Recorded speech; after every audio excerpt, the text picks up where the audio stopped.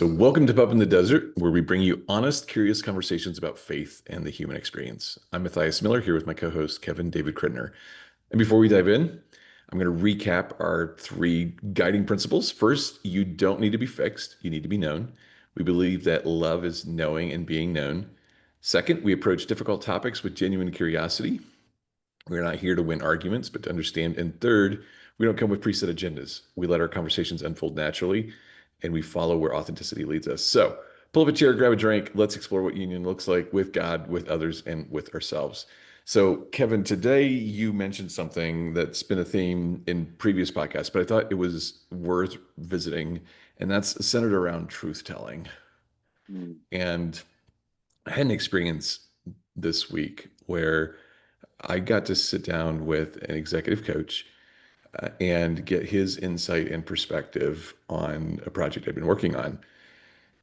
And I'd had gut feelings about it being, or there were signs of it being, something being off about the project, but I'm a natural problem solver, very determined when you put a problem in front of me. And he gave me he was very, very honest. This is my perspective, but this is what I've seen, and this is why you're experiencing challenges with this project. And he almost apologized. He was almost apologetic about telling the truth about it.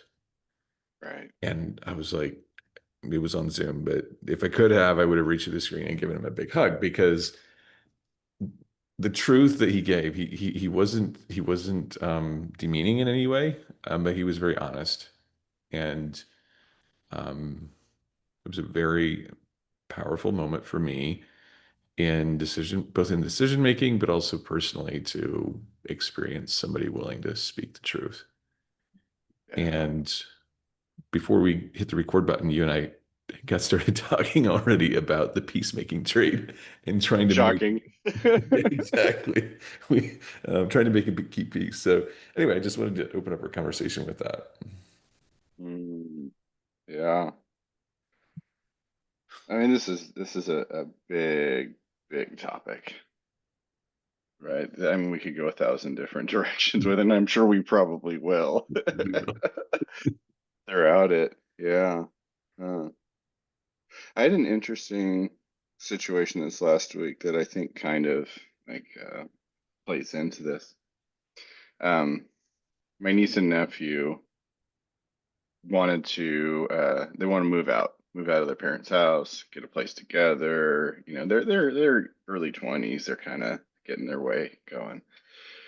And they reached out and asked my wife and I if we would be co-signers for them on their apartment. And I was thinking about it and wrestling with it. And as my wife and I talked about it, it's like it's not necessarily the co-signing part that gives me pause. It's kind of how the situation is playing out relationally between them and their parents. And at the end of the day, like I had to go back and say, you know, I'm not comfortable with this for these reasons. And it was very uncomfortable. It's very uncomfortable because everything in me wanted to be like, sure, you're starting your life out. I want to invest in you. I want to support you. But there was that piece, that gnawing piece, that something was off there, and I just had to say, I don't think it's the right thing right now. I think it's objectively a very good thing, big picture, but I don't know if this is the right time, and for these reasons, and had to be very clear about the reasons why, and that was so hard, and I wonder why it was so hard. I was intrigued by that. Very intrigued by it. And maybe it's this human tendency towards codependency. Like if we are just I don't know if we've talked about this, I think, but I think we have four inherent God-given emotional needs. Like they are just with us. They're in us. I think it's acceptance, belonging, being known, and being loved in the knowing. And I think if we were designed to receive those things from God, and when the wounding happened in the garden, when trust was broken, we started looking, instead of looking to God for those things, we started looking to each other for those things. And inevitably, we're not going to be able to provide those things for the other. And so if we see somebody in front of us and we want those four needs to be met, and those no four needs are not being met, either explicitly, or or unintentionally, I think we start to change ourselves to get our needs met. I think that's where the ego comes from. Well, isn't there some place in which it depends how self-focused you are versus externally focused you are, and it can vary from situation to situation. Sometimes it might be I recognize that you're struggling, feeling accepted. So how do I adapt myself to allow you to not experience the heartbreak of, a shattered ego or, whatever it might be. Right. Um, or if we're very self-focused, I need to be accepted in this situation. Um, Yeah. Right. And I think if we're being brutally honest with ourselves, it's a mixture of the two in any situation. I really want to be accepted, belong, known, loved in the knowing. And then I also sense that that's what you want. hmm. And so there's this tension, there's this tug of war going on inside. And sometimes the self wins, and sometimes the other wins. And I think depending on how that tension plays out over time depends on which place you flow from. So am I more self-focused or am I more externally focused? Neither one is good, Right. purely. It's the balance between the two that I think we're called to walk out. But how does truth telling come into the mix in that dynamic? Sometimes it's almost frustrating to me, but there's so many of these things that get held in tension, and I think that's part of the definition of union. One of the things I found fascinating about attachment theory was that intimacy is not defined as closeness. It's defined as the ability to negotiate closeness.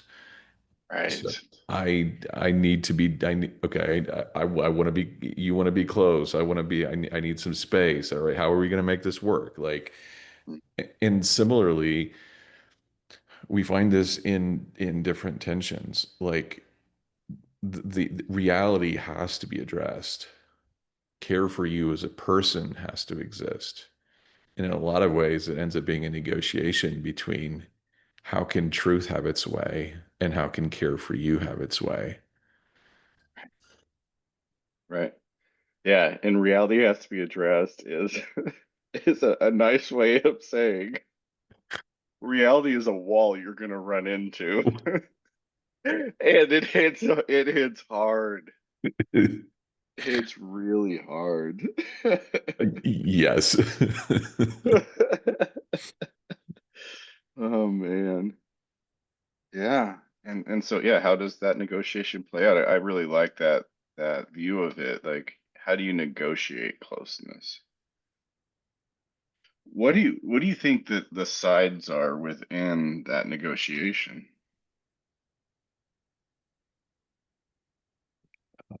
I mean, I always assumed it was, you know, two people in just distance and closeness. But I don't know. What do you? Hmm. Maybe what's being negotiated is each individual's need for safety and security. Each individual's need for comfort. Right. And depending what your comfort level is, you're willing to accept more or less of whatever it is. So we were talking about this a little bit earlier, speaking of a specific person, where we were talking about a risk averseness versus risk tolerance, Right.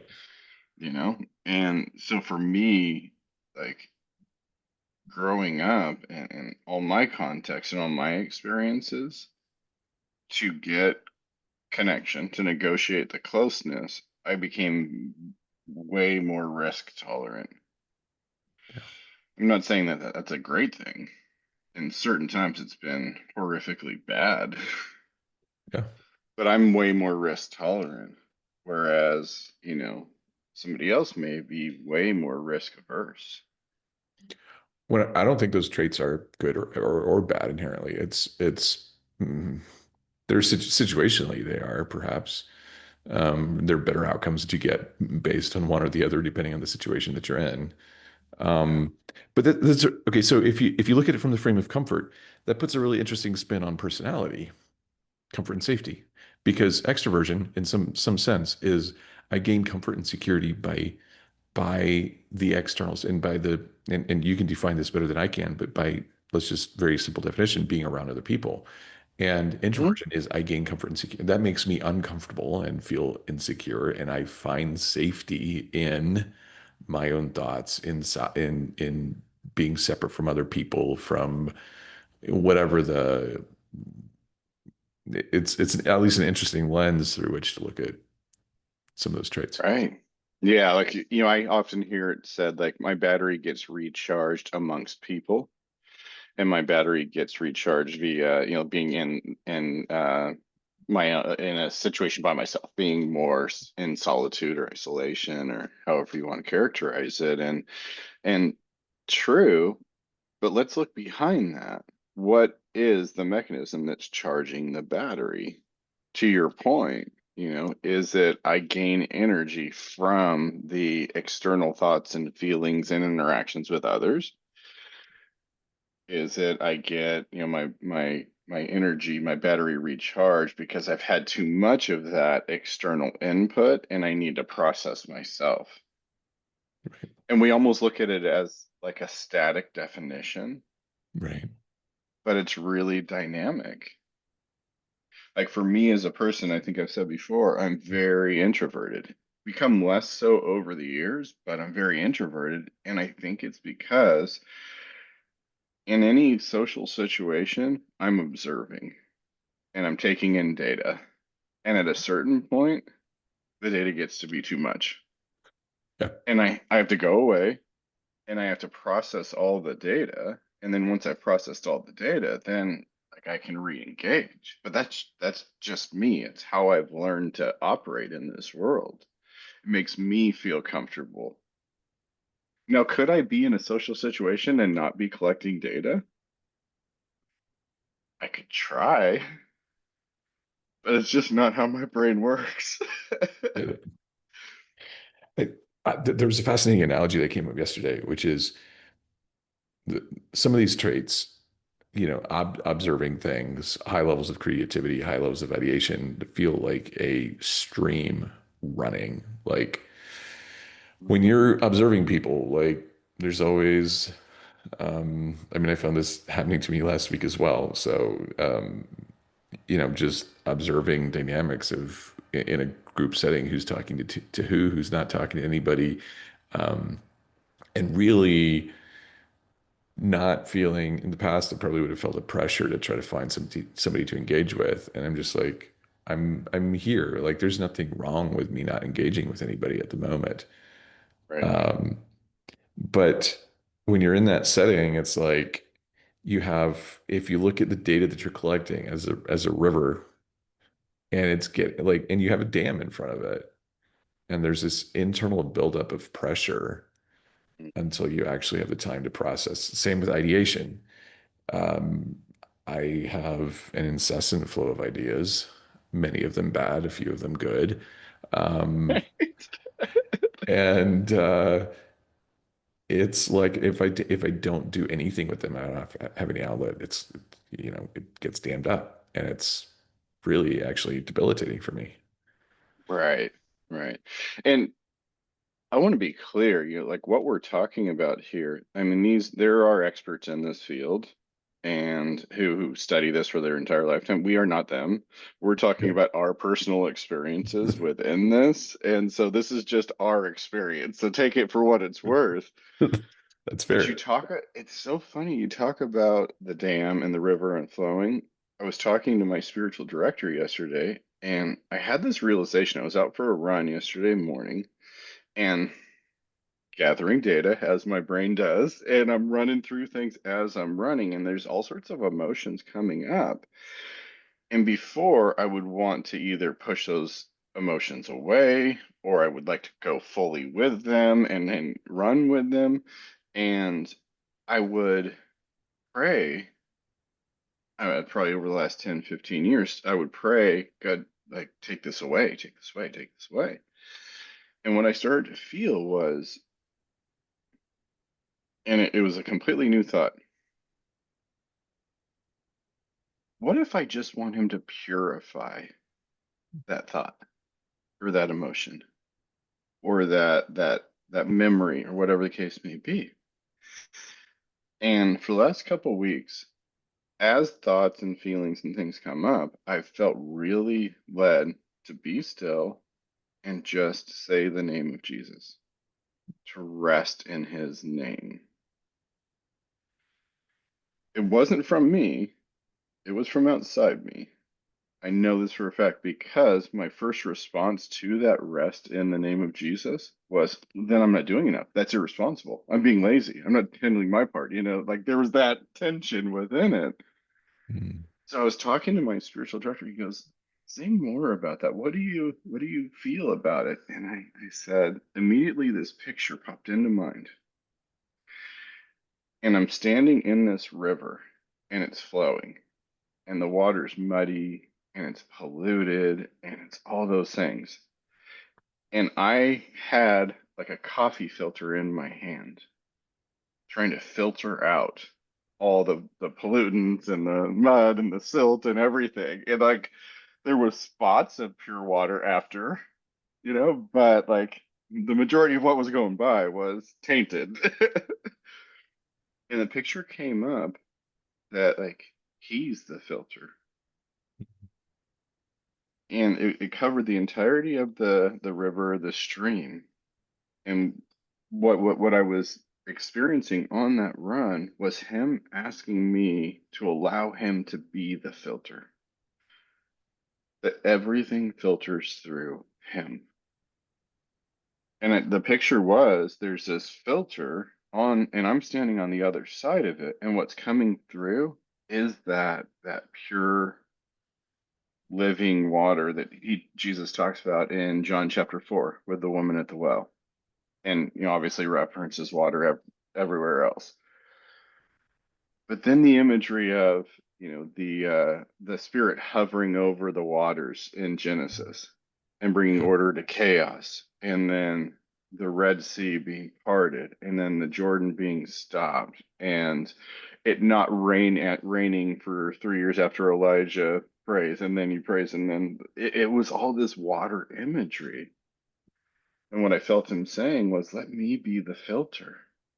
Those feelings that you have are not wrong. They're not bad, but you've been treating them as they've been something to be fixed.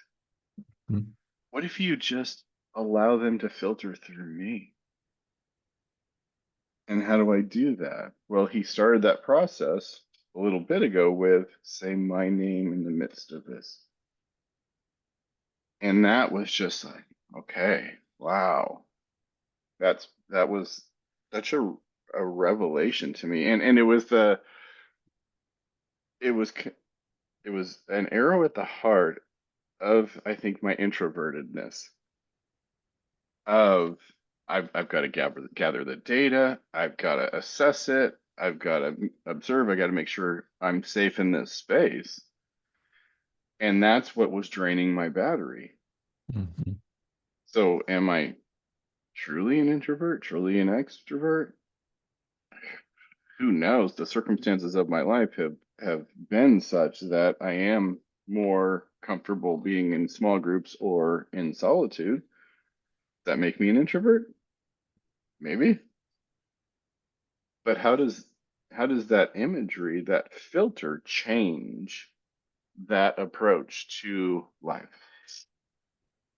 So I have a question, a series of Yeah, questions.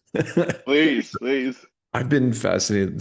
This past year, somebody introduced me to the book, The Language of Emotions by Carla McLaren. Mm, And the basic premise of the book is that emotions are communicating something. Just as an example, confusion is communicating perhaps that you don't have enough information to make a decision, or perhaps conflicting information. I'm not. I'll be honest. I sometimes read books for the pieces I can get out of it. So I haven't gone to the full depths of everything that she's written, even in that book. But it's a very interesting perspective on emotions. And so, with your analogy, what does it look like? Because unfiltered emotions, at some level, end up it's communicating something that has some level of self-protection embedded into the messaging of what it's mm, trying to communicate. But it doesn't mean that just filtering these emotions through Jesus, and maybe this is what you're saying. And we can explore this if it is, but it doesn't magically take the emotions away, but it purifies the message of and brings understanding and insight to what the emotion is attempting to communicate to us. right. And That's so, it exactly. can you help break down further, compare and contrast emotions, how you experience emotions, what emotions communicate before Jesus the filter, or without Jesus the filter, and with Jesus the filter? Yeah, that's a great question. Well, certainly before, because I've had decades of experience with it. I'd feel something, and there was a tipping point. It was like, I can handle this, I can handle this, I can handle this. Nope, I can't handle this. And I'm sure I'm not the only one who's experienced it. Yes. Yeah, and so when I'd hit the tipping point, then it was like alarms going off, but you would never see it externally, re unless you really knew me. I get really quiet, I get really introspective, and I'd get really isolated, even in the midst of people, because all of that calculus was spinning through my head. How does this fit? How does this fit? Where does this go? Where does this go? And I had to process it until I came to a conclusion. And not saying the conclusion was healthy or good or right, but it made sense up here. Right.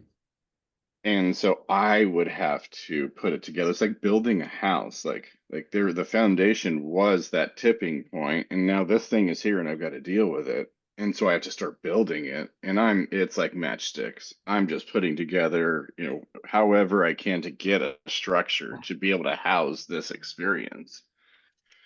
And there over time I would it would be the emotion would become less intense, whether the situation lessened in intensity or just time or however you describe it. But it would just be this matchstick house around this feeling and this emotion and this experience. And it would be just there in the background until another situation popped up that reminded me of those feelings. And then I'd have to revisit the matchstick house and maybe have to add a second level to it. And maybe there's some houses that are like were meant to be one-story houses, but are now skyscrapers. Yeah. So that's what it was like. And there was all these houses around these emotions, these experiences. So that was to me what it was like before. I don't know if that makes sense, that Here, description. here's another analogy. I don't know if this fits, but it's almost like I mean, it's almost like having your own little zoo of wild animals that you're like, okay, you can like if I feed the lion, big amounts of meat every day, he's going to be fine. And as long as nobody disturbs him, then he'll just Mm-hmm. continue to live a domesticated life. Yep. But at some point, if somebody rattles his cage, I'm gonna have to come running back there and figure out how to calm the lion back down. Uh, Right. Yeah, yeah, and yeah.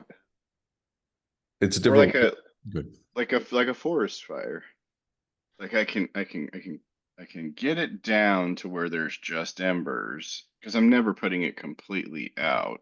Right. So there's embers, and I can kind of go away and do my thing. But then the wind might blow or something, and it starts to flare up again. And I got to run back there and put out that fire. Yeah. That's what it's like. And yeah, this actually ties in. I wrote a post recently about suicidal thoughts and that kind of thing, and I want to give a precursor here, like simply, it's a sensitive topic, and I understand that this is a big problem within our world, or an issue that a lot of people are dealing with, and want to approach it sensitively. But if you're not okay listening to that, maybe fast forward for about 10 minutes and then, come back.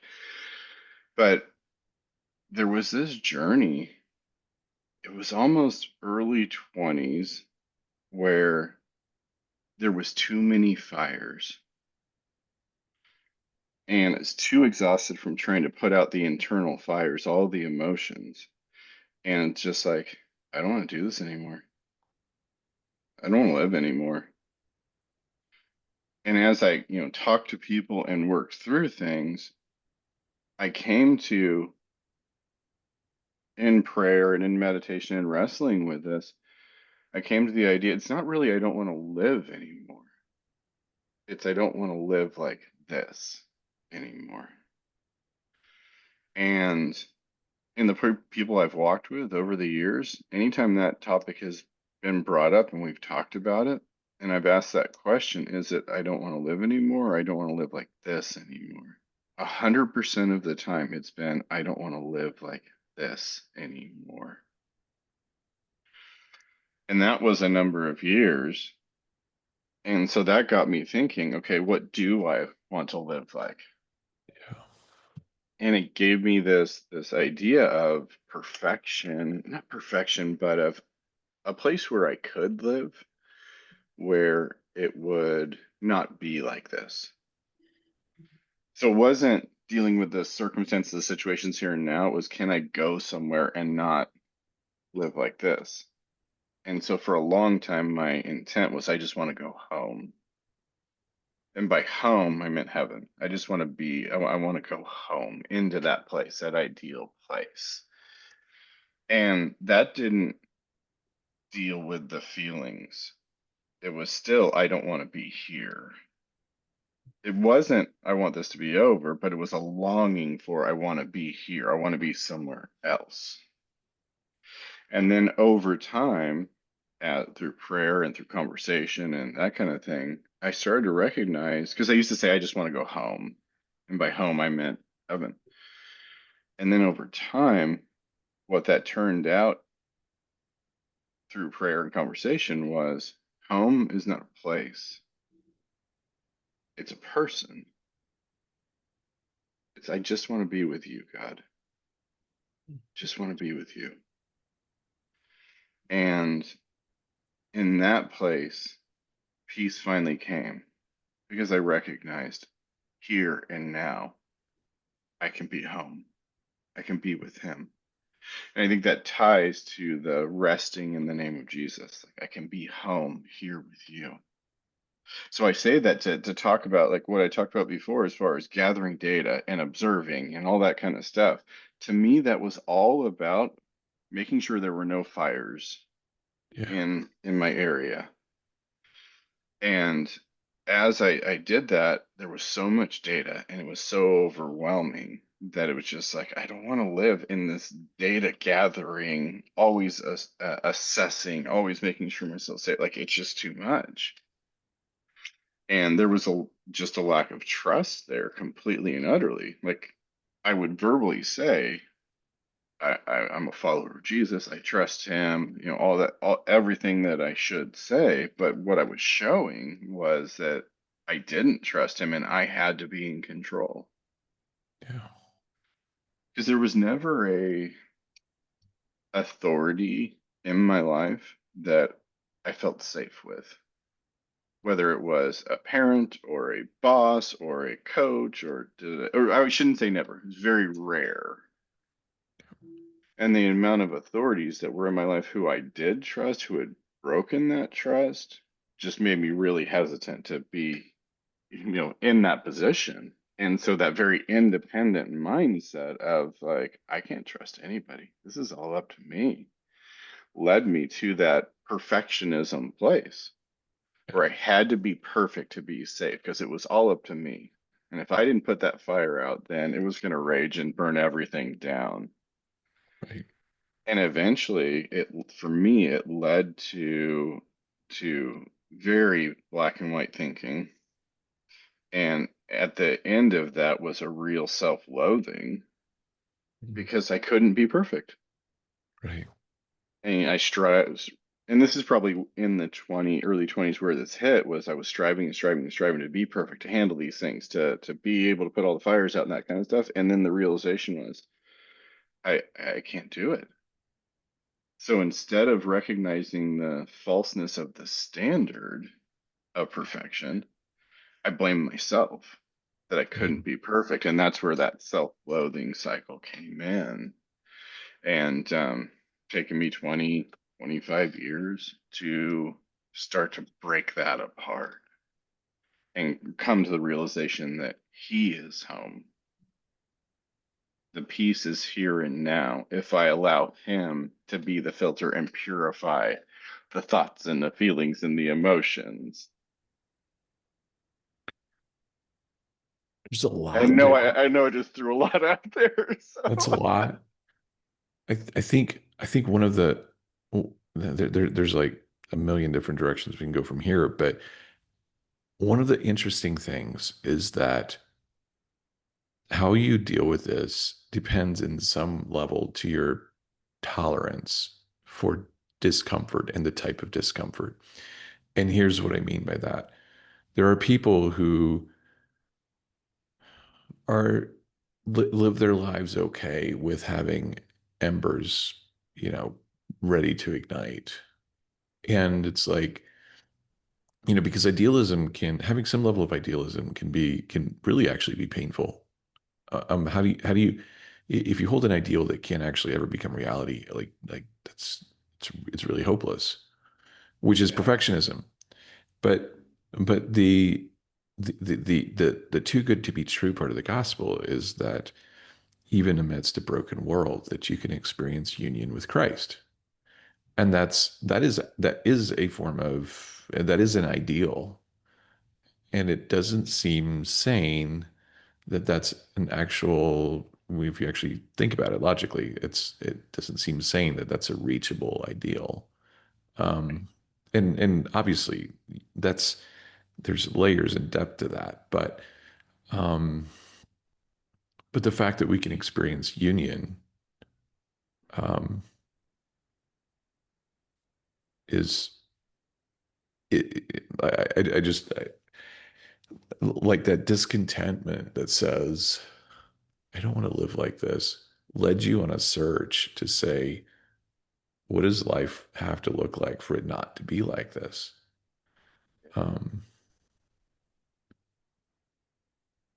well, I think what resonates here is, and I don't think we've touched on this yet, but the concept of the desert. yeah, Like my desert was,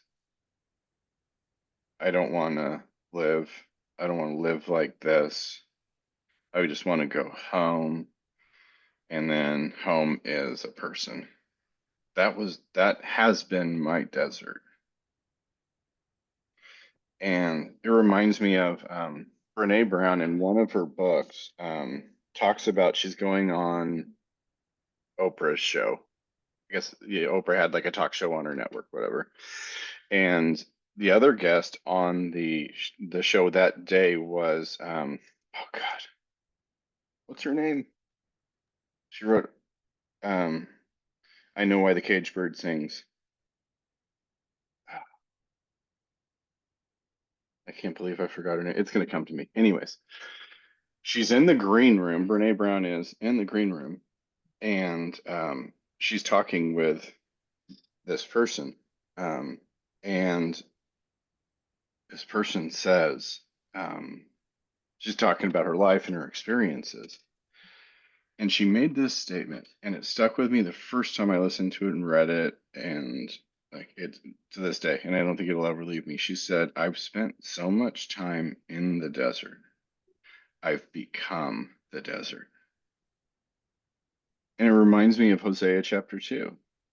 I'm going to call you out into the desert where I can speak tenderly to you, where we're going to become one, where you're going to recognize I am all you need. And that's the thing, that's the journey. That's, I think, the purpose of the desert.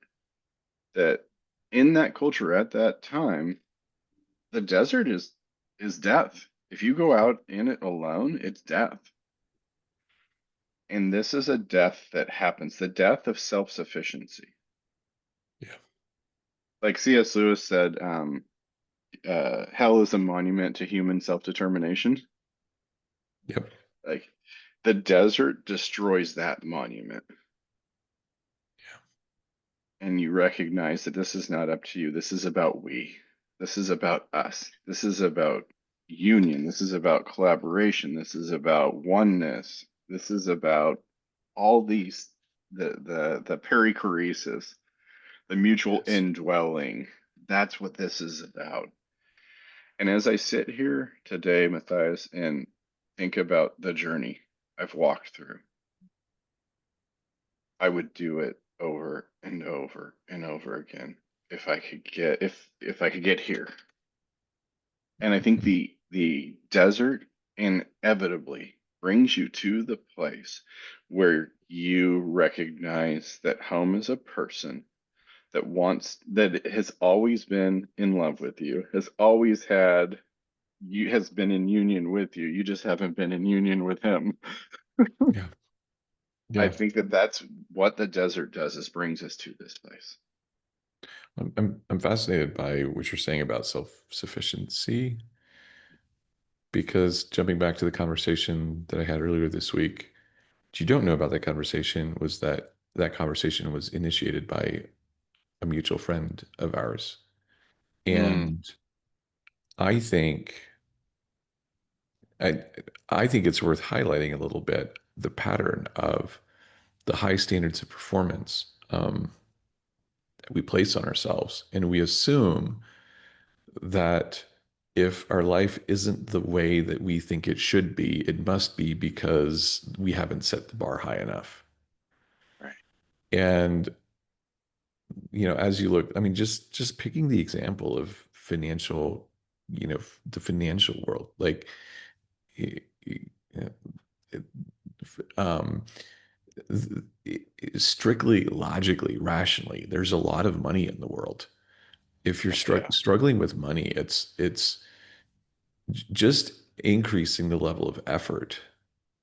And there are people who will teach you this, that you just have to increase the level of effort.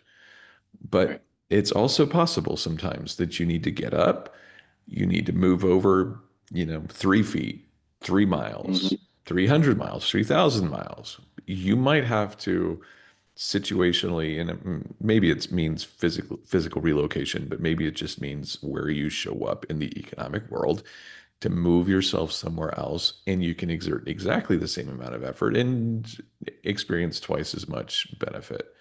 And I think Right.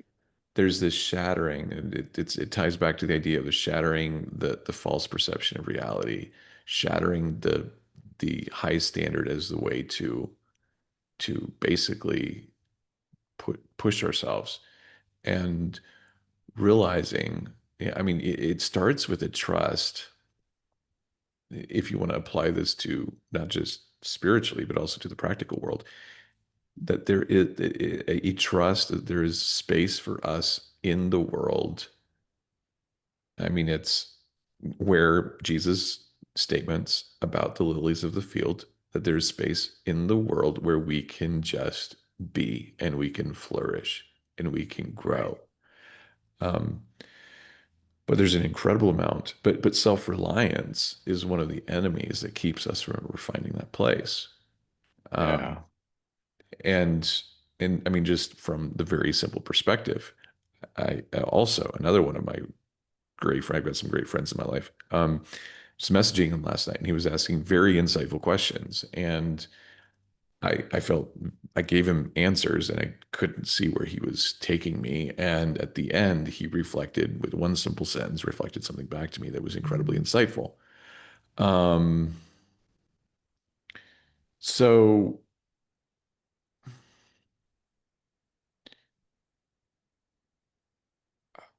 I don't know how to tie all those thoughts together, but more than this lesson of letting go of self-reliance is a deep one and one that I feel like I'm in the middle of learning. Um, learning to take a healthy view on what is it that I do.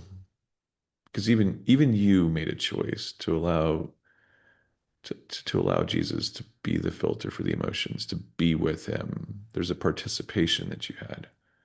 Um, so it's kind of jumbled thoughts. I don't know that I can tease them apart. Yeah. Well, as I sit here today and look at it, and it may just be the function of today, we'll see over time. The decision I made is the only choice I could have made, realistically. Now, there certainly are other choices I could have made, and I made those choices for 50 years. Um, but the choice I'm making today seems like the only choice I can make, and it's surrender. Yeah. It's laying it all down. That's it. How do you get rid of self determination, self reliance, ego, narcissistic tendencies, all that kind of stuff? You have to lay it down. To lay every self protective measure down.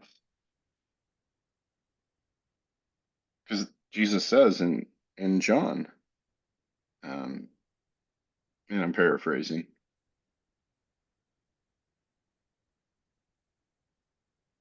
if you try and hold on to your life, you will lose it. If you let go of it, you'll find it. That's it. What and is it okay maybe that it takes hardship and difficulty and running into brick walls to bring us to that place? Like I think sometimes we even in that space we get really down on ourselves and on other people. It's just like if you would just surrender. Right. But sometimes like is it really that bad that's what it takes? I think so. And in fact, I think it's in this world, I think it's the order of things. Yeah. I'm going to run into that wall until I have a concussion or till I recognize that I can't break through it. Yeah. And then when I'm exhausted and I'm concussed and I can't think straight, I'm in that place where Paul says, like, I'm at the end of my rope, and it's a blessed place. Look at the entirety of the Beatitudes, Yes. right? Jesus says you're blessed if you're in this position because you have no illusions about your self-sufficiency. Right. You have no illusions. And that's where the fullness of who I am can come into this relationship. And Paul talks about in Romans chapter 7, it's the cycle, the self-determination cycle. I know the right thing to do. I want to do the right thing. I can't do it. Oh, wretched man I am, right? Yeah. At the end, he comes to the conclusion. It's almost like a gasping breath of like, it's just like, thank you, God, for Jesus. That like his conclusion, because he says it's the flesh, or it's translated flesh in our most of our translations, but really that word is sarx in Greek, sarx, and it's more than just flesh. it's the coping mechanisms, the always having to be right, the life you've built to be self-sufficient. Jesus came and destroyed all of that. You don't have to be self-sufficient anymore. You don't have to take care of yourself. You never had to, but I'm here to let you know that I want to be with you. I want to partner with you. I want this mutual indwelling. I and you and me, us and them. Like I want, that's why I'm here is to let you know that this is your home. It's So, the destruction of the ego. And how does this something get destroyed unless there's suffering and there's concussions and there's scraped knees and, road rash on your face? yes, and yes. I was watching a video last night of an individual who's a little bit of celebrity in their own space and talks very much about discipline. Like discipline is the answer to everything. And, huge muscles and, you know, posting big numbers for his the income and all this incredible stuff. And it's like, and going around and asking everybody, it's like, what's your goal today? And what are you going to do today? And it has this moment where the commenters in the video pointed out this moment where he's talking to his wife and there's this conversation, but he has to shoot the video. And so he literally turns away, leaves, finishes her sentence as he's walking away, going off to shoot the next part of the video. And they're like, you really do care, Elliot. Like the message is very much, I care about my family. Like my family's important. That's why they're at work with me. Um, and the commenters in the video were like, that's interesting. So I I think there's two questions. Like what happens to a person when they double down on self-sufficiency, first of all, and then second of all, what is it in us that make us want to become like those people when they're in positions of leadership? Those are two great questions. Well, let's look at it. When you double down on self-sufficiency, so you have this idea that I can handle this, I can solve this problem, I'm in control, all that kind of stuff. And something happens that maybe gives a flicker of recognition that you're not in control and you can't handle this. And you double down on your control of the situation. What happens? Just on a very human level, what happens? Well, I mean, mm, it's got all kinds of rippling impacts. I mean, there's some level in which you end up increasing the stress to yourself, which you invariably have to take out somewhere else.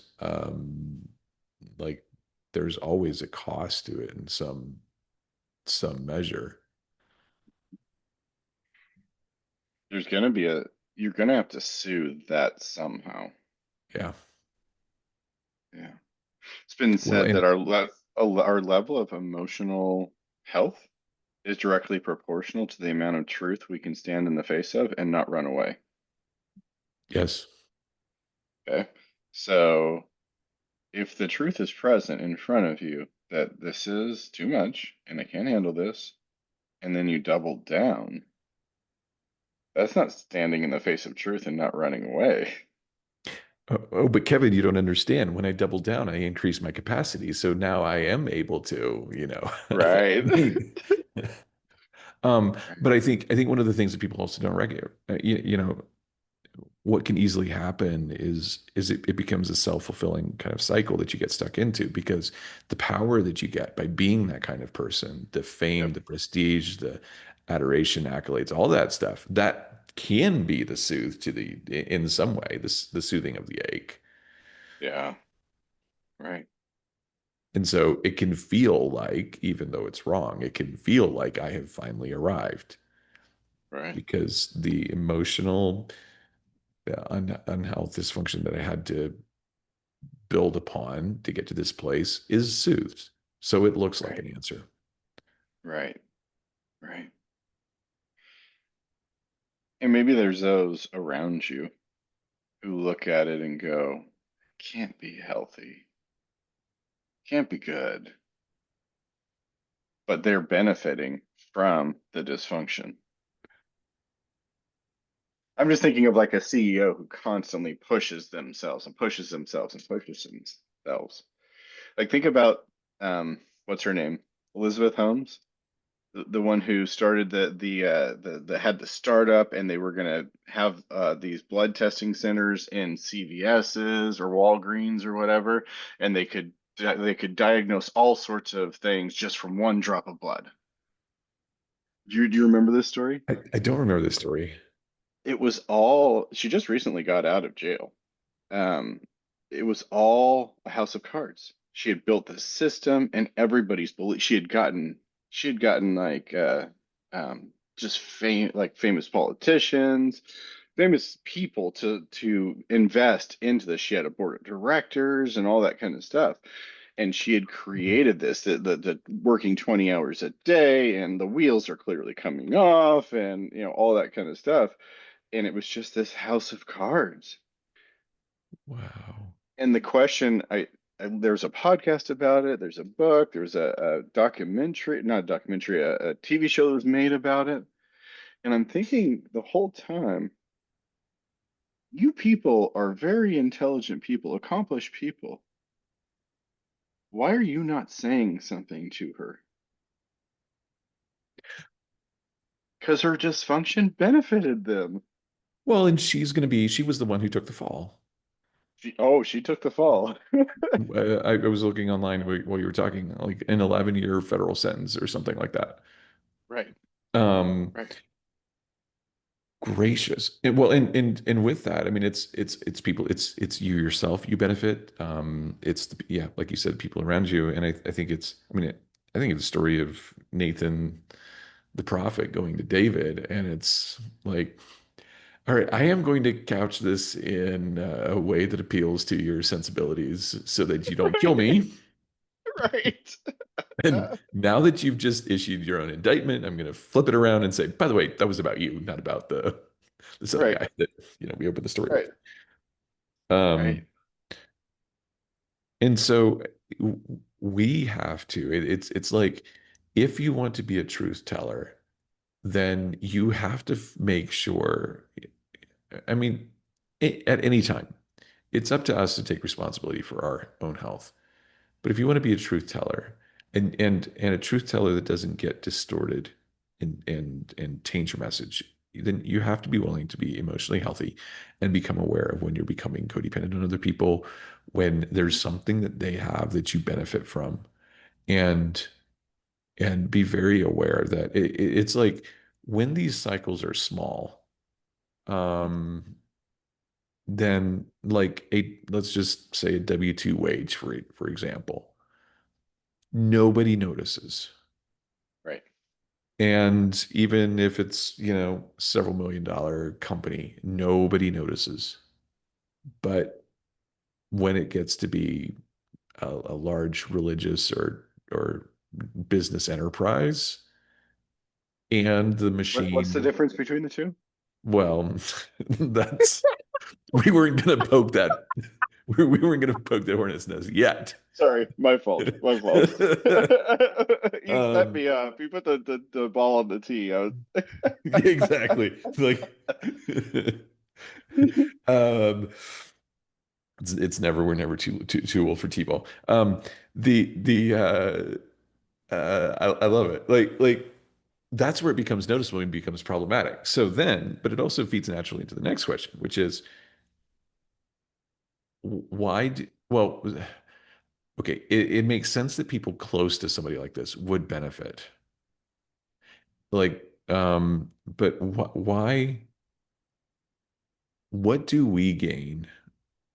And let's pick whether it's a celebrity pastor, whether it's a well, it's really any form of celebrities, a celebrity trainer, business trainer, fitness trainer, Influencer, influencer, anything like that.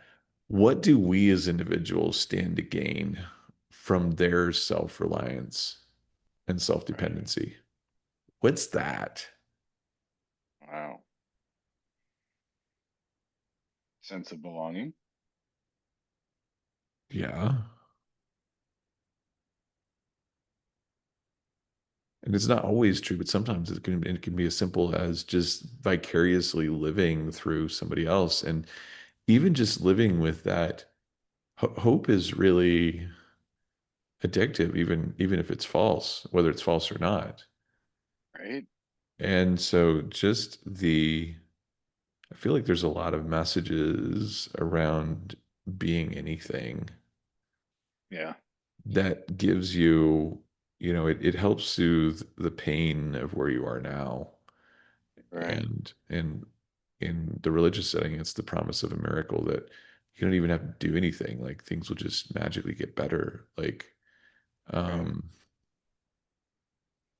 and we as people, unfortunately, there's a I don't know that this is the best. I don't know that this is the best term for it, but we have these kind of primal ways of thinking, and as much as we develop a level of sophistication, you have to admit that we're all susceptible to the message that there's an easy way. Right. Right. It's a more comfortable way. Doesn't cost me too much.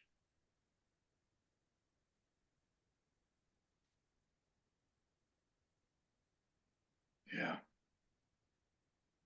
My grandmother used to say,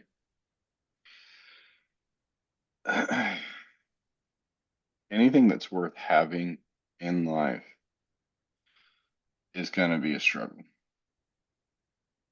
And it's obviously a paraphrasing of all the way back to Solomon and Proverbs and, all throughout any sort of wisdom that's been gained. But I remember as a young boy wanting to take the easy way. And she watched me a lot when I was young. And so like it still sticks with me. And this was over 40 years ago. Wanting to take the easy way. And she would look at me and she said, "You could do that, but what's the outcome of that? What do you get from that?" And obviously, as a young child, I was like, "Well, I get what I want. So what's the problem?" Exactly. And she'd respond, "Well, you may get what you want. But you may also get what you don't want. And you don't know that now. Someday you'll learn." And that has been foundationally true for me throughout my life. I think of the Abraham and Sarah story. God promises them they're going to have a child. He's going to be the father of many people, this great nation. Da, da, da. They're waiting, they're waiting, they're waiting, they're waiting decades. When's this going to happen? When's this going to happen? Doesn't happen, doesn't happen. Finally, Sarah just gets overwhelmed, done. And she goes, "Just sleep with Hagar, please. You're made." In that culture at that time, the child of a house servant was like a child of the the the owner. Just go sleep with Hagar. So Abraham does. And how's that story turn out? Yeah. There's something about this patience on waiting on the Lord, on taking the path laid before you. And it inherently requires patience. Yeah. And I think we see that as suffering, and maybe legitimately it is the patience. But it's really fighting against that. I don't get what I want when I want it, how I want it. It's what happens to David, right? You go back and you read the story. He's up in the middle of the night, walking on his patio, whatever you call it. There's some longing inside him that needs to be fulfilled, some pull, some unaddressed thing that has happened within him, and not to assess somebody from a distance, but he sees Bathsheba's like, tells his guys, go get her, bring her back. The king sends for you and you don't come with him, there's going to be consequences to that. So she's brought back. He lays with her throughout the night, all that kind of stuff. Like there was something inside him that he didn't trust the Lord with that he had to fix. And it got him into a situation where we would probably classify that as rape now. And maybe objectively it is. I mean, we weren't there, we didn't see it, we don't know what happened, that kind of thing. But objectively, something really nasty went down, really horrible. There was something inside him that was longing that he didn't trust the Lord with. I think that's the same for all of us, right? There's a longing inside us. Maybe it's for healing, maybe it's for financial provision, maybe it's for a sense of home, that sense of home that I talked about in me, like that process. There was a certain point where sense of home became a person, and my hope was this person would fulfill this for me. It's just the wrong person. It wasn't wrong per se. It's just the wrong person. Yep. It's him. It's him that's home. And I think it requires the suffering of coming face to face with the truth of what's going on inside us and being willing to stand in the face of that fire. Throughout this, I've been thinking about the question of like the path you're going to experience difficulty, but there's good kinds of difficulty and bad kinds of difficulty because I mean, also prior to our call, we are talking about, briefly about conceptual versus tactical proclivities. Like, do you prefer to turn wrenches or do you prefer to tinker with numbers, whatever the thing is? And you can work hard at something that is really difficult for you, and you can justify it by saying, well, life is hard. Right. But part of if you want to kind of slice through it, there's this embrace. This ties back to what we were talking about earlier. There's this embracing of reality. Um, like, can you accept the fact maybe you need to be a different kind of person for some reason? It's very common for people like you and I to need to be somebody different because of an expectation that we have of what our dads wanted us to be. Right. Can we surrender that need and stand in the face of suffering that need, suffering the death of that, Yeah. fulfilling that desire to allow ourselves to move more closely to reality? I wanted to be this kind of a person, but this is the reality of where I make my greatest contribution to the world, even Yeah. at the loss of whatever it is I stand to gain. Right. Right. It's fascinating you bring that up. Fascinating. That's an overused word in our meetings. um, because I think like my dad, he got married really young, 20. My mom was 18. Started having kids within the first year. Um, Never got to finish his degree. All was just a few steps away from finishing his degree and had kids. Went into business. He was a mechanic, gas stations, all that kind of thing. Very, very successful. Um, but he wasn't what his dad wanted him to be. And this is my opinion outside looking in, not saying it's objectively true. It's my opinion. And so he put that onto me and my brother. Either wanted to be a doctor or a lawyer, as the narrative goes. So my brother's the doctor and been very successful. So proud of everything he's accomplished, and well, he's done so much. So it was left to me to be a lawyer. So the narrative from the very beginning was like I was supposed to be a lawyer. And, it was always reinforced. You can argue with a wall, you never think you're wrong, all the backhanded compliments that you'd be a great lawyer. So I remember, graduating with two BAs, and then the next step was going to be law school. So I applied to law schools, got into a bunch of law schools, decided to go to one that was local. And long story short, I'm sitting in the orientation for law school group, just a massive group of people in this big room, and they're talking about all stuff. And I'm like, the whole time I'm thinking, like, I don't want to be here. I don't want to be here. I just pictured like 16-hour days and arguing in court and like I don't want to do this. So we break up for lunch, and then they had us in our cohorts. Our faculty advisor took us out to lunch, and we're sitting at this pizza place and going around the table. What kind of law do you want to practice? And like I'm the last one. And she gets to me and she says, "Well, what kind of law do you want to practice?" And I looked at her. I was like, "I actually don't. I don't want to practice law. I'm here because my dad wanted me to be a lawyer." And I stood up and left, and nobody said anything. And so I walk over to, it was a short walk to the law school. And I walk over to the admissions office and I withdrew and went home. And the hardest part, Matthias, is I had to tell my dad. So I told him. My mom was there, my dad was there, my brother was there. And I told him.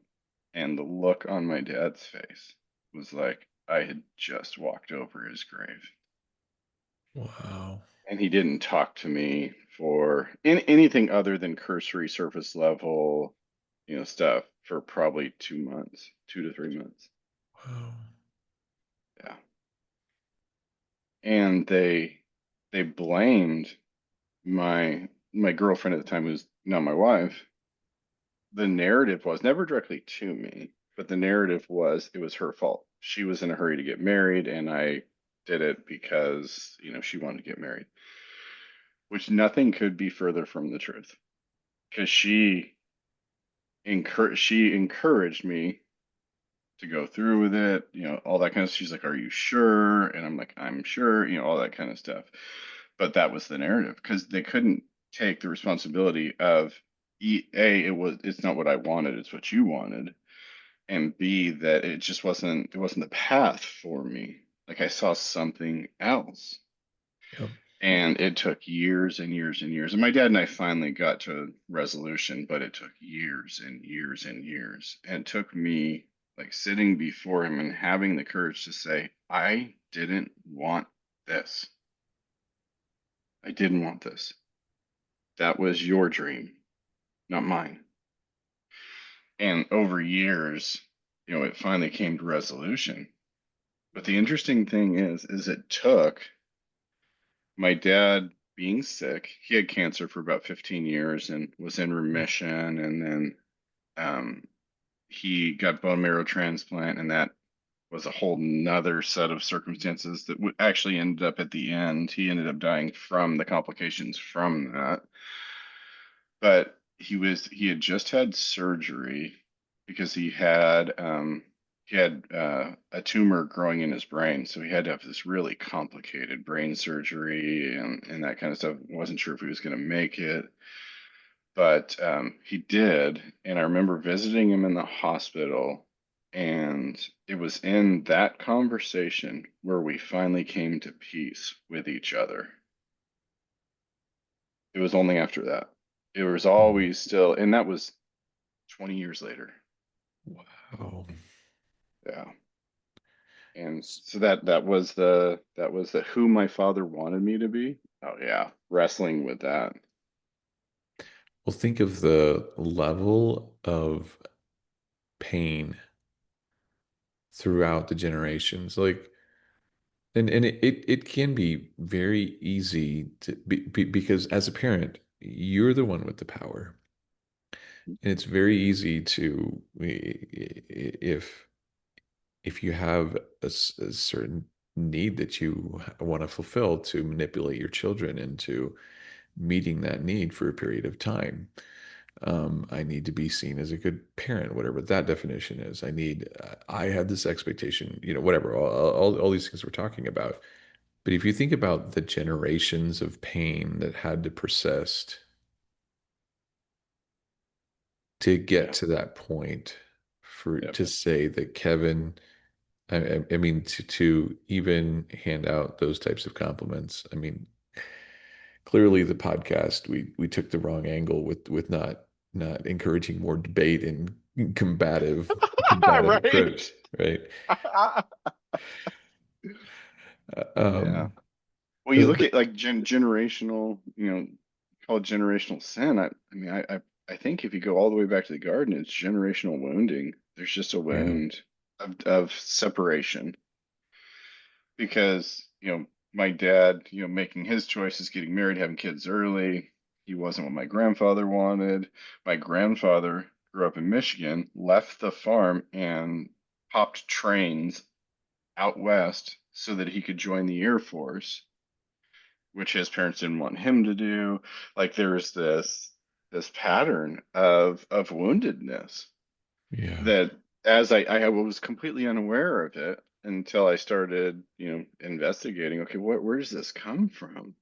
wow, And it seems like at least in the people I've worked with, like God places a mantle on certain people within a family and says, it stops here with you. We're going to deal with this generational woundedness. yeah, And I don't know why he chooses it. I don't know how. It's not gender specific. Sometimes it's female, sometimes it's male. Who knows how he chooses it? But it seems to me certain people he goes, stops here. yeah, Pattern of wounding stops here. And that person, and maybe this resonates with people who are listening and maybe even with you, like that person who the mantle has been placed on, where the generational wounding stops, they have to experience the suffering not only their own, but the suffering of the generations.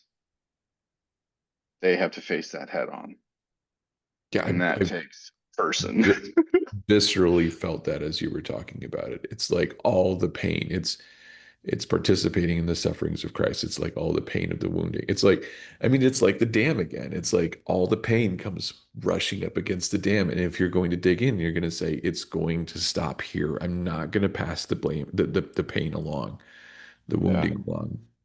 Like there's a right. beating that you And end I up look at taking. it, yeah, and I look at it as far as like addiction goes. And like take that context you just said, generations of pain, and you're the one that has to stand in the face of that, deal with that kind of stuff. Maybe that's a key point of where addiction comes from. Because think about that pain and the inclination, the desire to numb it, Yeah, to just be free of it for a short period of time. yeah, Whether it's alcohol, whether it's drugs, whether it's sex, whether it's money, whatever it is, like the inclination to do that, to numb it that way is intense. yeah. I get it. I get it. I get it. Well, and I think one of the biggest things that I have found lacking is in me has been a lack of compassion and understanding for what brings people to the place that they're in. And if you really understand the story, the generational story, um, like understanding the generational story has been really helpful for me, healing for me. It's reframed how I view my parents. It's Mhm. reframed how I view my experiences. And we can take such a simplistic, dismissive view on mental health, on addiction, on all of those types of things. But if you can see the story, things start to look very different. Well, I was talking with a friend yesterday, or the day before, and we were talking about this topic. And at some point, either he or I made the statement, I'm not sure, but like we as human beings like black and white answers, black and white stories. And to walk through a process like you're talking about, you have to be willing to see the subtlety and the nuance. You have to be able to walk in the gray Yeah. because every human being is shades of gray. Yeah. And yet we want to characterize, somebody as black, evil, dark, horrible, whatever, or white, perfect and undiluted and pure. And none of us are that. Right. All of us have blood on our hands. Yeah. And for you to come after somebody is to pretend like you don't. You don't have blood on your hands. Now, if you have sat down and listened to somebody and heard their story, and you still want to come after them, sit down for another couple weeks with them and continue to hear this story. Yeah. It's just not how God designed the world to operate. Yeah. And yet we do. And yeah, we do. Yeah. There's a discomfort, gray. It's very difficult to make decisions, informed judgments without clear winning factors or arguments. Right. Or you have to, and if you're not data driven, then you have to just use your personal preference, which is even more arbitrary. I just don't Right. like the guy or gal. Like, But I pretend like it's not arbitrary. right. Well, of course. I mean, and of It's course, objective truth. it's objective truth. Uh, Gracious. Yes. And the people most, us, even us, can we admit, who seek not to be judgmental, can be the most judgmental about the judgmental. Yes. Yes. Right. Been very guilty of that. Me Uh, too. um, and so herein, gracious, I think we're ending on a very like this is not a very comfortable spot to end. Right. There's a lot of loose ends here. There's a lot of loose ends, and there's Well, it a reminds me of James and John.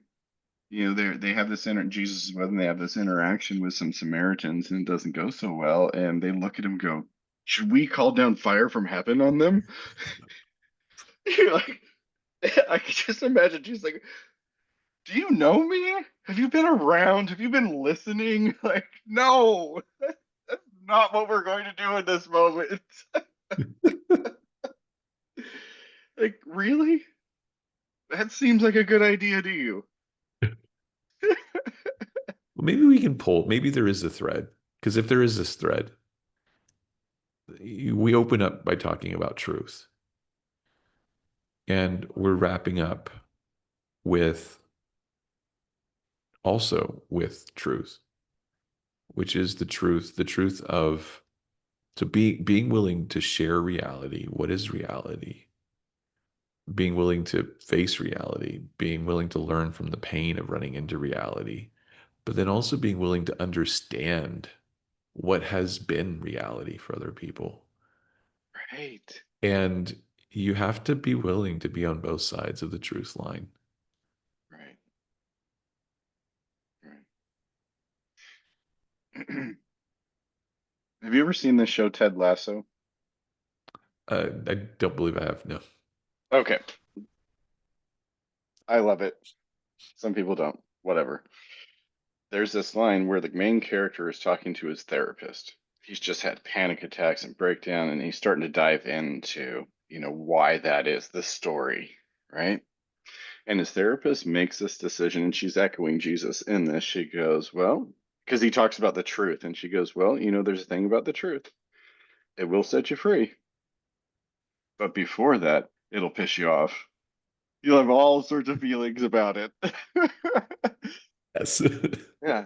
And so, like, there's this gap that Jesus says, "Abide in me, I will abide in you, and you will know the truth, and the truth will set you free." Well, in a very Jesus rabbi sort of way, he doesn't tell you what happens in between. You will know the truth, and it'll utterly tear you apart, and it'll destroy you, and all these things. You're going to have all sorts of emotions in that, and that's the setting free part. And I think that that's what we're wrestling with. We want to talk about truth. A lot of people want to talk about truth.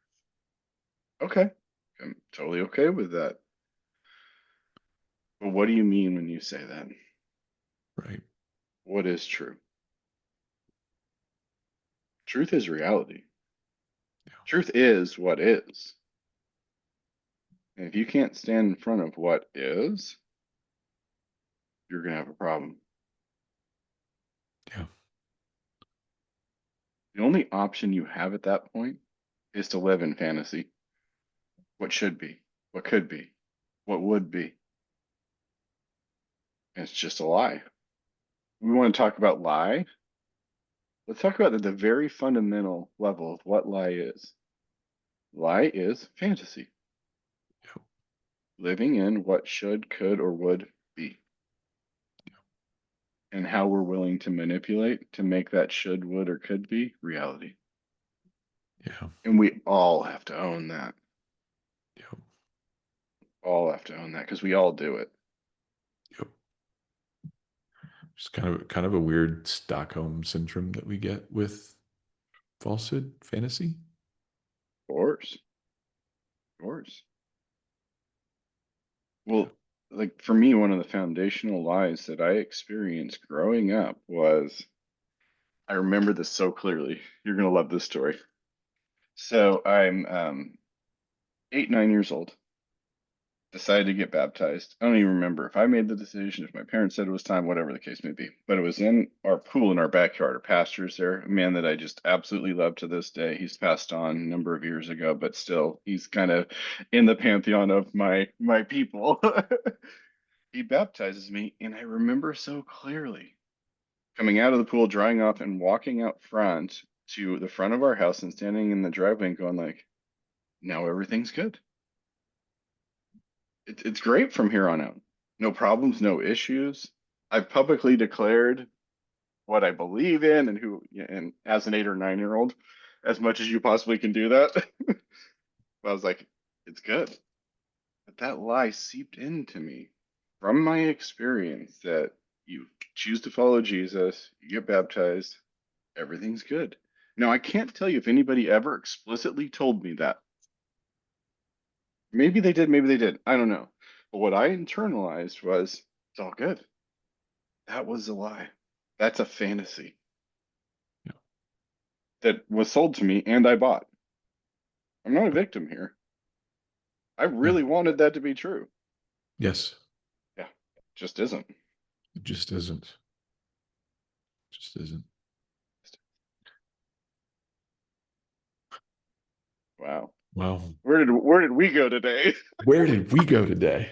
Where did we go today? That I don't have to write the episode description for this one. That's exactly right. That's exactly right. Well, to those of you guys listening, you can tell our journeys take very we explore quite a lot of territory, and so Circuitous routes. exactly. So thanks for going along for the ride, for the journey with us, and we'd love to hear from you. Drop a comment. Love to hear your feedback. Subscribe, and we will catch you on the next one. All right. Thanks, Kevin. Thank you. Bye.